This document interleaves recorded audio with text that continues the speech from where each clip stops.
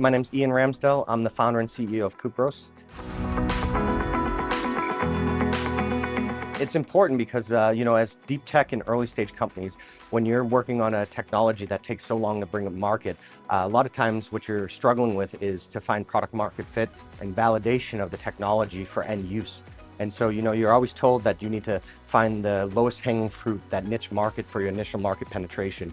And so as you're expanding and trying to find and develop and, solidify the market that you're going to be entering into, recognition from organizations such like this is vital, especially because of the awareness it starts bringing to your technology and your company, and it starts demonstrating your solution is a viable solution for them on the market. The technology gap that we intend to fill and bring value to is right now with additive manufacture of electronics, there's really only two sections of it. You have the very expensive machine section where they're printing microelectronics and plug and play, like the companies such as Nano Dimensions and Optimec and Nscript are out there, and they provide awesome solutions for a very niche market. However, the price tag is enormous on these machines, some with an entry level of $500,000, some $1.2 million. So what happens is this stifles innovation, except in certain institutions and certain organizations that can afford these machines. So then we look at the other side of the market. We are compatible with the FDM printer, and so the important thing is to compare ourselves to other conductive filaments on the market. And very quickly we saw the value we were going to bring in that fashion, because unlike other FDM, conductive filaments, they're polymer based, and as such, they don't actually have very high conductivity. They're very resistive. So when we did a competitive analysis, compared our conductivity compared to theirs, we're over 48,000% more conductive. So we are so far outside of the realm that we don't even know if we can truly consider them competitors at this point. So I'm a disabled veteran. So the biggest challenge I face is trying to find and continue doing this journey as a startup founder while working around the limitations I now have in my life from my disabilities from my military service. So, some of them are a little complex, as well as, long-term pain consequences. So there are days that, I have really bad days where I still have to struggle and still move forward and still, approach Kupros. And for the pitch competition, for me, one of the struggles I had was being able to present in front of people, because I have some small memory problems because of some of my injuries.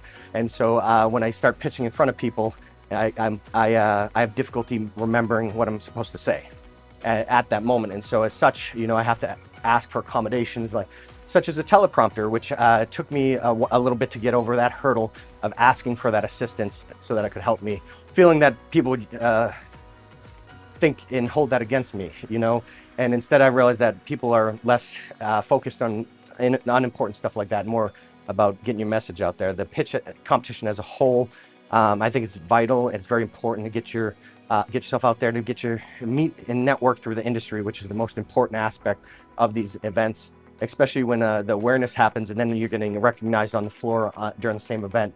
And pretty soon you're starting to get these early adopters who are calling you and contacting you after these events. So the future, in my pitch, I had to try to cram a lot of technicality into a 5-minute pitch. And so what I had to condense it down to is our vision for the future is eliminating PCBs. We're not talking about eliminating a PCB as a whole. What we're talking about is, as this technology progresses and you're able to embed these electronics directly into the polymers, possibly at the point of the mechanical need for actuators, other types of components, what you're going to do is you're going to notice that the PCBs start condensing and becoming just vital portions of the design process, but it's going to make it a lot smaller, so you're going to be able to drastically improve the design constraints that were previously around you about designing around a planar flat circuit board. So you're still going to have like the microprocessors and the supporting hardware, but some of the other electronic components that would be on a traditional PCB are going to be closer to the point of the machine or component that it needs to operate, as well as the embedded nature. We have already iterated a space-specific formula that we are going to be bringing to the market in the near future, as well as an anti-tamper formula. We have a lot of DoD-specific applications, and we will also have a radiation hardness shielding. And so these products are all going to be all metal FDM filaments, which are going to be groundbreaking for use in defense and space applications, because what we're talking about is a new layered approach for designing components specifically where you're going to use layers of polymers, electronics, polymers, radiation shielding, polymers, and then antennas. And even more so, if you look at it in the CubeSat market, these things are going to need to be reproduced within 90 days. So they're looking for lower cost alternatives than what's currently available. It's interesting because there's old sayings you always hear that come off as kind of cliche. There's a million good ideas out there. What there is not a million people willing to execute on these good ideas. And what we need is more people willing to take the risk and take those first steps. And even more so is we need the organizations that support them. Like the one thing that could improve the competition is to give a checkout to them, because it's amazing how little amount of money goes a long way in an early stage startup.